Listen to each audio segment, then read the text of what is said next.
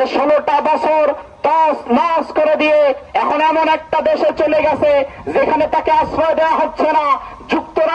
যুক্তরাজ্য সেখান থেকে তাকে রিফিউজ করা হচ্ছে। গোটা দুনিয়াটা যেন তার জন্য সংকুচিত হয়ে যাচ্ছে। আমরা বলেছি দুনিয়ার কোথাও যদি তার জায়গা না হয় বাংলাদেশে পাঠায় দেন, তার বানানো আয়না ঘরটা রেডি আছে। এজন্য যুব সমাজ তোমাদেরকে শিখতে হবে, বুঝতে হবে, জানতে হবে। জালিমের জুলুমের কাছে তোমরা মাথা নত করে দিবে না, কারণ এখন যারা আসছে তারাও তোমাদেরকে তাদের হাতের লাঠি বানাতে যাচ্ছে। ভালো করে মনে রাখেন, শেষ কথা 1 মিনিটে শেষ করে দিচ্ছি। ভালো করে মনে রাখেন, 1971-এর আগেও কিন্তু আমরা আরেকবার স্বাধীনতা পেয়েছিলাম।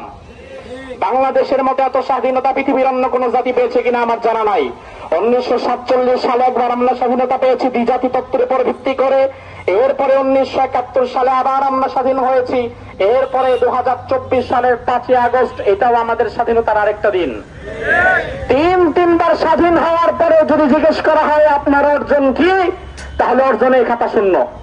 অথচ আমাদের সাথে একই সময়ে, আজ থেকে 53 বছর আগে স্বাধীন হয়েছে একই সময়ে আরব আমিরাত 1971 সালের 2 ডিসেম্বর। একই সময় স্বাধীন হয়েছে কাতার 1971 সালের 3 সেপ্টেম্বর। 5 বছর আগে স্বাধীন হয়েছে সিঙ্গাপুর 1965 সালে। কাতার, আরব আমিরাত, সিঙ্গাপুর একই সময়ে স্বাধীন হওয়ার পরেও তারা পৃথিবীর মানচিত্রে প্রথম সারিতে চলে গিয়েছে, আর আমরা এখনো স্বল্পোন্নত এবং অনুন্নত রাষ্ট্র হিসাবে রয়ে গিয়েছি।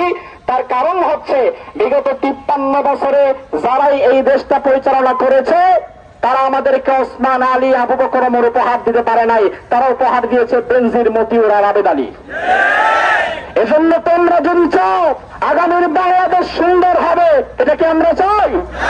এটা কি আমরা চাই?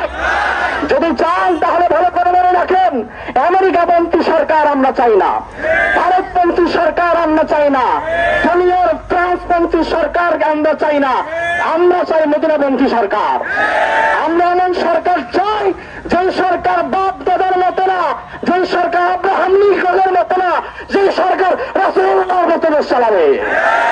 আল্লাহ সুবহানাহু ওয়া তাআলা যেন আমাদেরকে সেই দিনটি দেখার তৌফিক দান করে। আমরা বলি আমিন।